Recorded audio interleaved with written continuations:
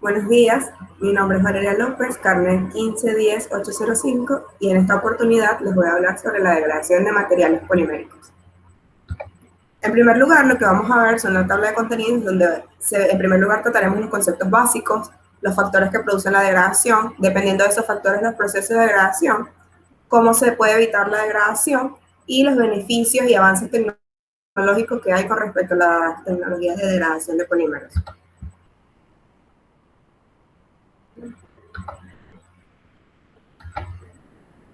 En primer lugar vamos a hablar sobre qué es la degradación. La degradación es una pérdida paulatina de propiedades físicas o químicas originales de un material como consecuencia de diversos factores. Puede ser agua, filtraciones, rayos solares, cargas, contaminación, agentes químicos, entre otros, que actúan en una estructura específica y ocasionando que haya pérdidas de sus propiedades o distintas patologías. En el caso de los polímeros son un conjunto de macromoléculas formadas por una unidad repetitiva denominada monómero, los cuales tienen altos pesos moleculares que le confieren al material propiedades como resistencia mecánica, dureza, viscoelasticidad, resistencia química, entre otros. Aparte de que son materiales que tienen una baja densidad, por lo que los hace livianos. Entonces, su versatilidad en aplicaciones es muy amplia debido a que la temperatura de procesamiento es baja, por debajo de los 100 grados centígrados. Esto hace que a nivel de producción en las industrias le salga muchísimo más económico que producir por lo menos un metal o una cerámica que tiene puntos de fusión muy altos. También a nivel de transporte es mucho más económico debido a que la huella de CO2 que se produce es menor porque son mucho más livianos. Aquí tienen algunos ejemplos en la lámina. Ahora vamos a hablar específica de la degradación de los polímeros. En la degradación de los polímeros corresponden a los cambios de propiedades físicas y químicas que puede producirse debido a agentes externos en un polímero. Pueden ser factores ambientales, agentes químicos, oxígeno, y esto produce como resultado la ruptura de los enlaces y de la cadena principal o de los sustituyentes que presente la cadena.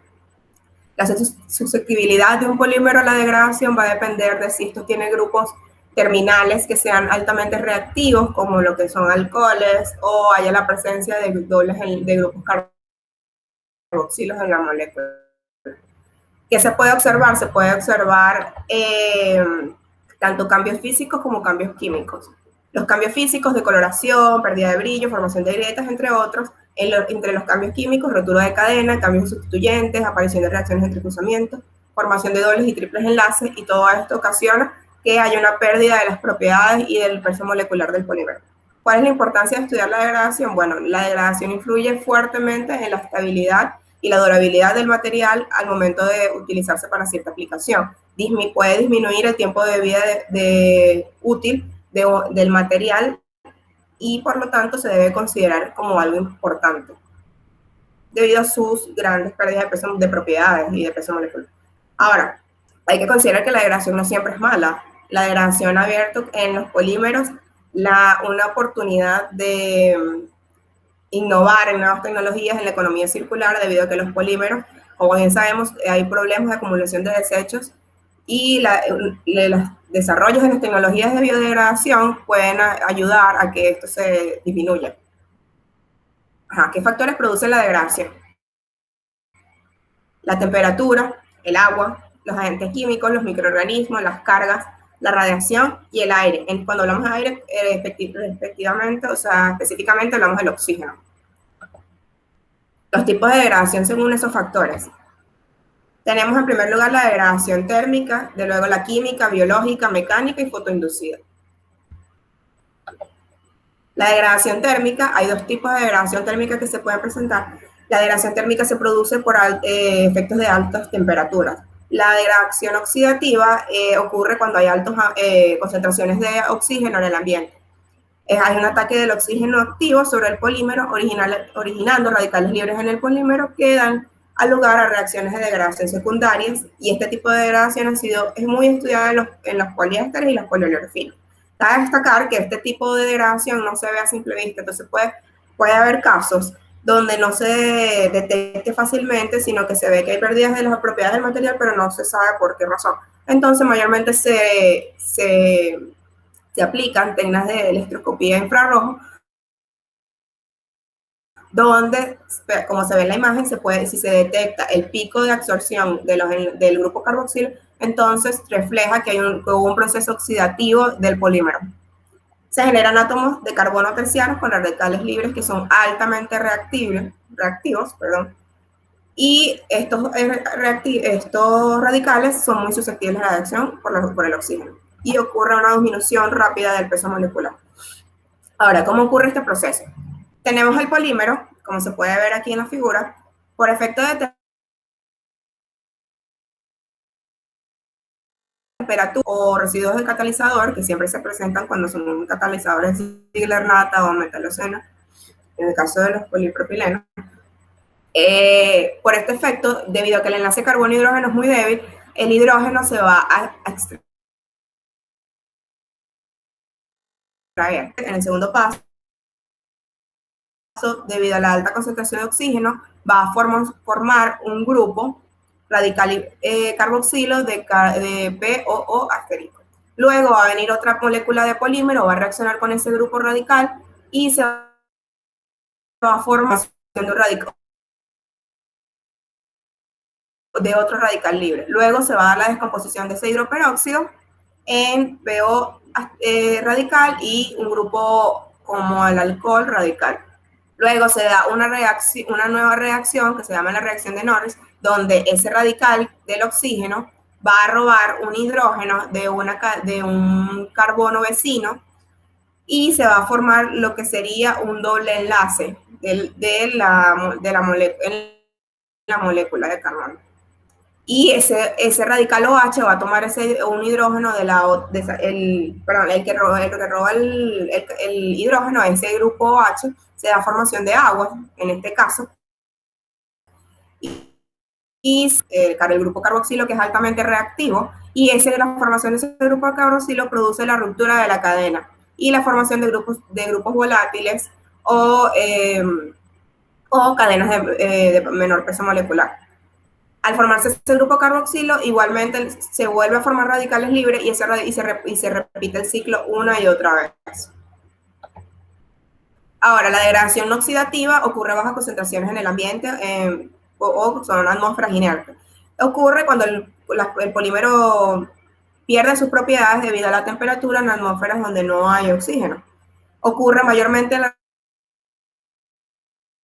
a temperaturas por encima de 150 o 200 grados centígrados. Cabe destacar que los polímeros por encima de 100 grados centígrados ya pierden sus propiedades por este tipo de degradación. La tasa de degradación aumenta a medida que aumenta la temperatura y por encima de esta temperatura los polímeros son muy altamente inestables. ¿Qué ocurre? Ocurre la ruptura de enlaces generalmente y la formación de radicales libres, al igual que en el caso anterior, y se conforman compuestos de dobles enlaces, gases y la consiguiente ruptura del polímero. Ok, hay tres mecanismos de degradación no oxidativa. Está la depolimerización, está la decisión de cadena aleatoria y la eliminación secuencial de los sustituyentes. Cabe destacar que en las degradaciones de degradación térmica no oxidativa, la ruptura de la cadena puede ocurrir tanto en la cadena principal como en los sustituyentes.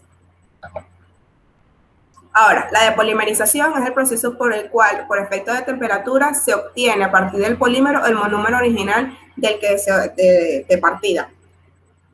El proceso inicia normalmente en un punto lábil de la cadena, es decir, en un hidrógeno que es fácilmente extraíble y se da al final el polímero se separa y se forman radicales libres terminales que tienen baja actividad. Lo que quiere decir es que se forma el monómero y queda aparte una cadena con radical susceptible a que se repita el proceso una y otra vez. Inicialmente el cambio de peso molecular es lento y luego se acelera. Aquí unos de los ejemplos tenemos el polimetilmetacrilato, el POM y el teflón. Aquí tenemos el mecanismo de depolimerización del polimetilmetacrilato. En primer lugar, lo que ocurre es una ruptura al azar de la cadena, como se puede observar. Luego se da la otra ruptura, luego ocurre la despolimerización y se forma, como pueden ver, el monómero y la cadena sobrante con un radical activo que va a seguir repitiendo el proceso. Ahora, la escisión de cadena aleatoria es el método de degradación térmica más común entre los polímeros, Las poliolefininas mayormente se degradan por este tipo de mecanismos, como el polietileno, el polipropileno y el poliestireno. En este caso ocurre una ruptura de enlaces aleatoriamente. La ruptura no se sabe dónde va a ocurrir y se da la formación de radicales libres y dobles enlaces con alta reactividad. Es un proceso que ocurre rápidamente y como resultado el peso molecular disminuye muy rápido. A medida que se forman esos radicales libres con alta reactividad, los monómeros no son producto de esta reacción, sino que se forman cadenas de menor peso molecular. Sí puede ocurrir que haya ruptura de cadena, como en el caso anterior, y después se viene otro proceso como la despolimerización o la transferencia de cadenas moleculares. Aquí tienen el ejemplo del poliestireno, donde ocurre la ruptura de la sal y se forman los radicales. Ahora tenemos la eliminación secuencial de grupos sustituyentes. En este caso se da en los polímeros como el PVC, el polivinilalcrilato y el PON.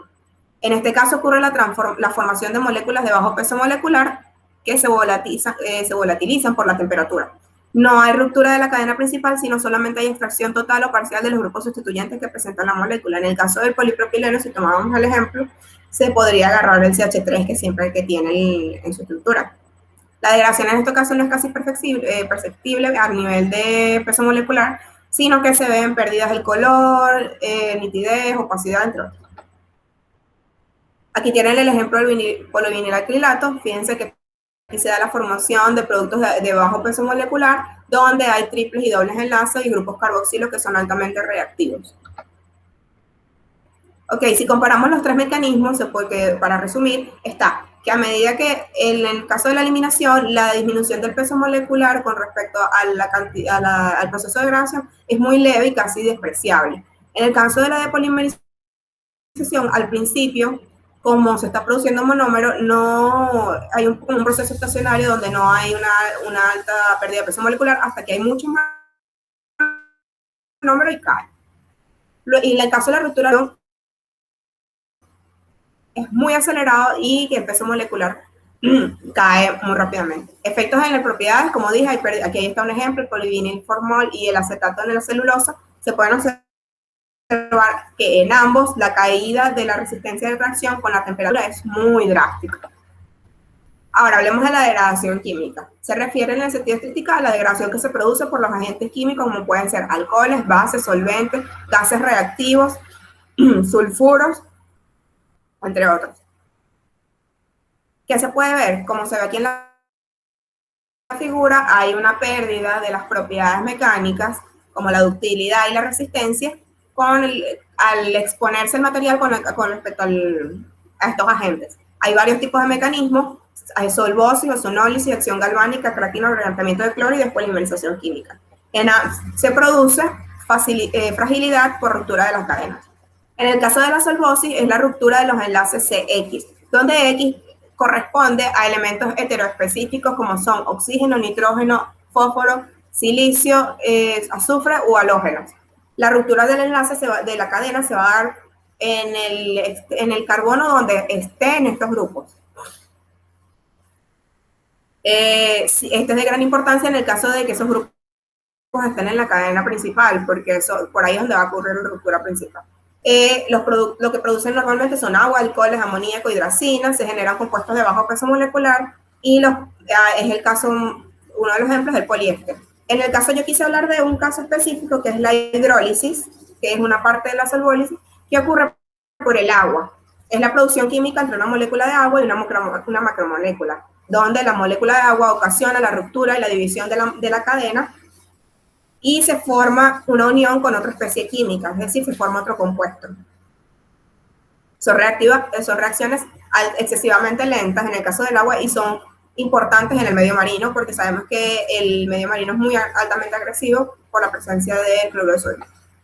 Y la hinchazón de la absorción por la cantidad de agua va a producir agrietamiento ambiental que acelera la degradación.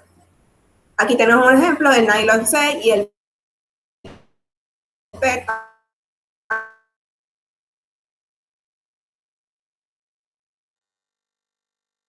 Y se puede producir el caso del PET en presencia de una sustancia alcalina, se puede observar que a medida que aumenta la concentración de esa sustancia alcalina, la degradación se acelera. En el caso de la ozonólisis ocurren polímeros que no están completamente saturados, es decir, que no tienen dobles enlaces, que tienen dobles enlaces y triples enlaces. Estos polímeros son susceptibles al ataque del ozono. Se afectan normalmente los cauchos comunes como el polibutadieno, el caucho estireno butadieno y el NBR, porque ellos tienen en la cadena principal presencia de dobles enlaces o triples enlaces. La degradación como sonólisis da como resultado la escisión inmediata de la cadena, lo cual lo hace bien agresiva. Produce compuestos de menor peso molecular. Las grietas de ozono son productos de baja tensión. Y las grietas se van a orientar con respecto al eje de deformación. Se pueden prevenir agregando agentes antioxidantes. Esto es muy importante, prevenir la ozonólisis, porque puede causarla, si en el caso de un caucho, su explosión. Quise buscar un ejemplo con un polímero, pero no lo pude conseguir, entonces para ejemplificar, aquí está el proceso de ozonólisis normal de un alqueno, donde el grupo, el ozono, que tiene resonancia, reacciona ataca al carbono, el doble enlace se rompe, se une y se forma este melosónido. Ese melosónido por resonancia se va a formar el ozónido, y el ozónido va, porque no es estable, se va a romper y va a formar dos grupos cetonas. En el caso de los polímeros serían dos grupos carboxilos en la molécula.